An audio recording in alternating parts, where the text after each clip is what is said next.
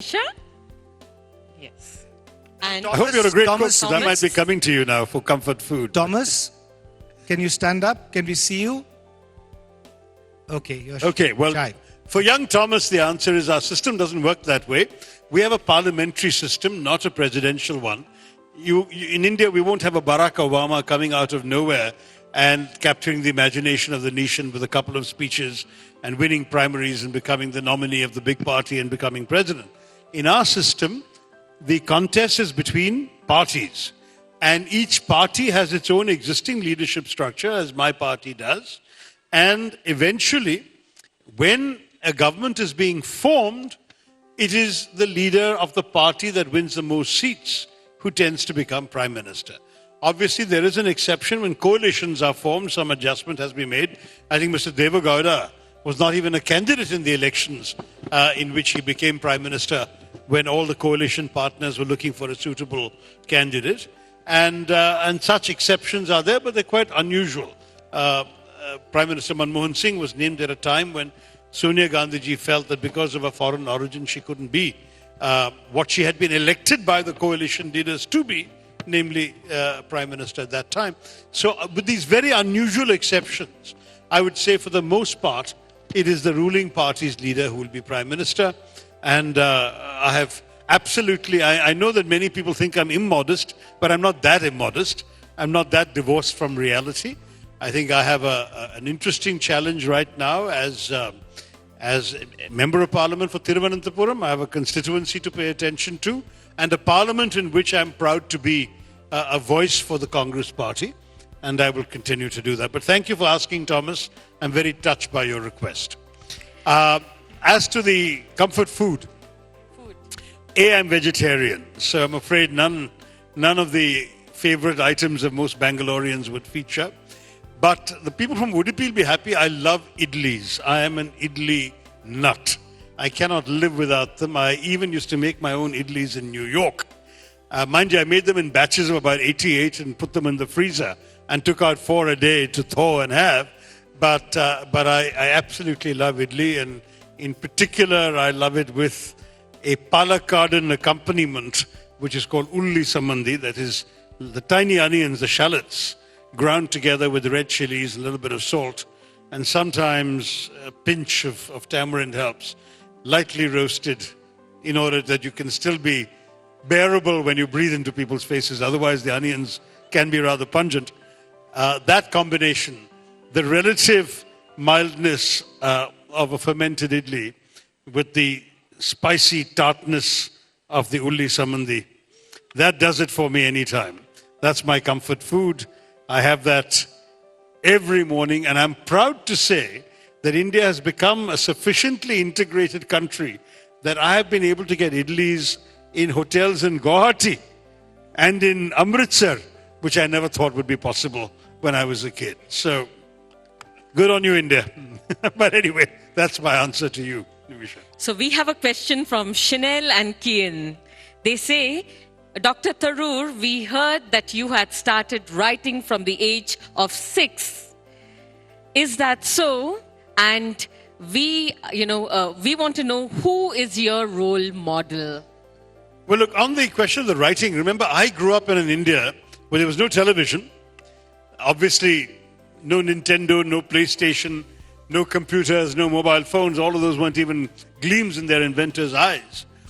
And on top of that, I had the curse of being a rather severely asthmatic child.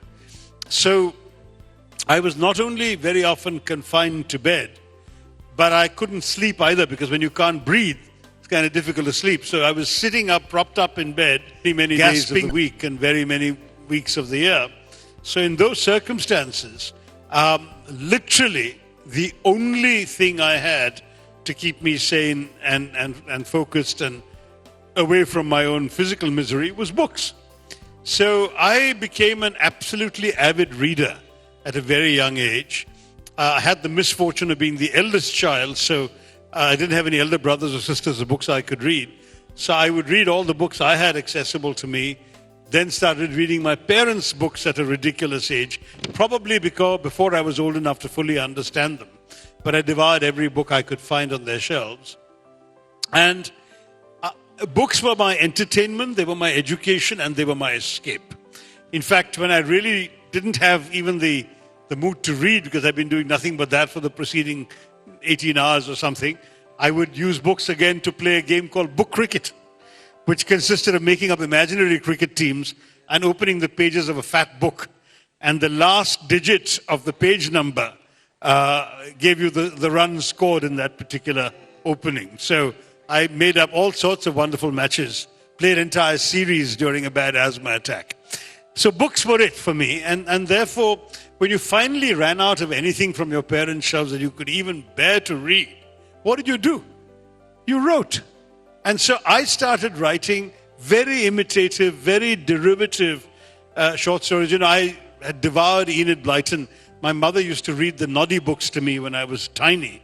And by the age of 2, I had snatched them from her and begun reading them myself. Then the 5 Find Outers and the Famous 5 and the Secret 7. So I invented the 6 Solvers, who were Indian kids having very similar adventures in a Kerala village, because my parents would take me to Kerala every year to their village and that sort of thing. And so it was very imitative, but it was still an extremely useful apprenticeship. And then my father, bless his soul, got the stories typed up by his secretary so they could actually be passed around to friends. And I suddenly had a readership. And I kept writing, and of course I was kept falling sick, so I had to keep writing. And at one point, when I was about 10 years old, my dad had enough faith in one of my stories that he sent it off to a Sunday newspaper. The Free Press Journal in Bombay had a Sunday newspaper called the Bharat Jyoti. And to my astonishment, they agreed to publish it. And to see your own name in print, there are writers in this audience, I won't embarrass them by naming them. There's nothing more addictive. It's as bad as the first bite of chocolate to the first kiss. You really want to keep seeing it over and over again that way. So after that story I really began to believe in myself as a writer. I wrote a slightly preposterous novella, again inspired by what I've been reading. I've been reading the Biggles books of Captain W.E. Johns. And so I wrote about an Anglo-Indian fighter pilot called Squadron Leader Bellows in a book called Operation Bellows. I thought it was a book, but it wasn't long enough really to be a book.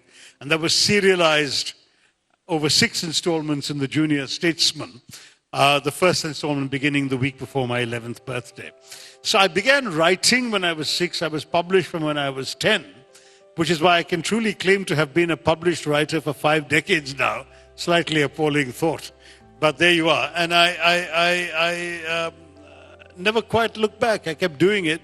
I mean, I would come home from school and later college, finish my schoolwork or my college work, and then my idea of a good time and spare time was to write rather than to watch TV when TV came, or to go off and play, because obviously I was no longer the strapping youth that my classmates were, since I'd been nurturing my asthma all this time. So that's how my writing began. There were no real role models in terms of writers. Because, frankly, the idea of a full-time Indian writer barely existed. I mean, R.K. Narayan was about it. Otherwise, there just weren't. I mean, every Indian writer was doing some other job and writing on the side. And my parents were firmly of the belief that since in any case I was rather good at taking exams and kept coming first in class and so on, that I was destined for a proper professional career. And every time I said I want to be a writer, they would whack me and say, no one makes a living writing. You will write in your spare time, but you will do this first.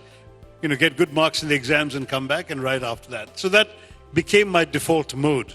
But I kept writing. I wrote not only through school and college, and in fact, for my pains, I won the Rajika Kripalani Young Journalist Award for journalists under 30 when I was 20. But then when I joined the UN, I realized that the staff rules had certain restrictions. So I went there and I said to them, listen, other people may collect butterflies or stamps or go hiking on the weekends. What I do is write, and I don't want to be in violation of any rules. So they actually gave me official permission to write, so long as I didn't violate the staff rules, which meant so long as I didn't offend any member states. And since in those days I was mainly writing fiction, didn't matter. So I would go around joking that James Bond had a license to kill, I had a license to write. And with that license to write, there used to be a little warning notice below the copyright. If any of you have old editions of my books, up to 2007 when I left the UN, they will say at the bottom of the copyright page, though the author works for the United Nations, none of the opinions expressed by characters in this book are to be construed as those of the organization or of the author in his official capacity. So this kind of disclaimer had to go along with my writing. Truly amazing. And one final question for the evening. Are you ready for it? I don't know, it depends. So Some questions one is never really ready for. So this is on behalf... Fortunately, it's too late for her to say, will you be my Valentine? Yeah. So this is on behalf of all the ladies here from the committee of Catholic Club, the Women's Committee. And they had requested me to ask you this. So it comes as a special request. So in the first hour of releasing the announcement that you will be in Catholic Club with us for this evening, just after Valentine's Day, most of the women wanted to know, what is the secret behind your charm? If I knew, I'd turn it on all the time. We had 200 tickets sold in the first hour, bought by women. I'm delighted. Listen, I actually have the highest respect for women. I honestly think they are the superior part of the human species. I mean, if you really believe the biblical story, God made man Delighted to and hear that decided from he you. could do better.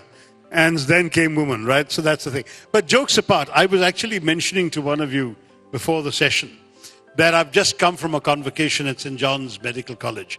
And I have, ever since coming back to India, I've been chief guest at dozens of convocations, over 50.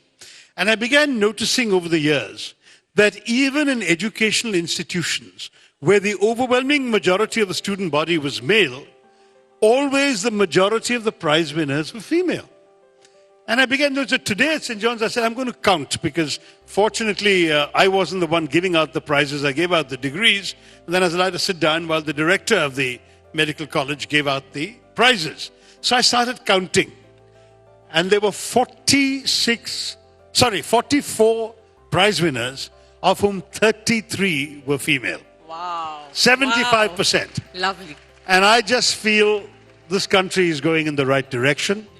The better, more capable, more diligent, more conscientious, more honest, more hardworking people are the ones winning the prizes and coming to the fore.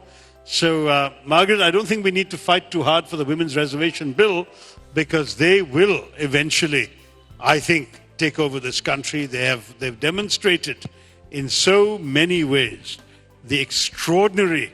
I mean, when you really think about it in 21st century terms, what can a man do that a woman can't? But there are things a woman can do that a man can't, and I won't go into the details, right? So we men are very lucky that you folks are suffering us in the positions we're in for as long as you are. So that, I think, is my last word on women for now. More power to them. That's really inspiring. And from all the women here, we really salute you for very genuinely recognizing the contribution of women who otherwise are locked behind doors and work hard right from the early morning hours till late night, and the system goes on. But when leaders like you stand up and, share your insights with the rest of the world, it truly makes a difference. On behalf of at least the women here of Catholic Club, we salute you. Thank you. Yeah. I also want to make a special mention out here. We have Ramesh, who is the speaker, the former speaker. A big round of applause. If we could all see you, please stand up. We also have Mr. Harris, the MLA of our constituency. Thank you once again for all your support. We have Mr. Govind Raj, who is the former MLC, the standing MLC. Once a big round of applause to you who are with us. we end the session by thanking you all. You have been a very appreciative audience, and we really are excited by the responsiveness that you have shown us through this session. Yeah. Thank you. Thank you all. You've been a great audience. Thank you, everyone.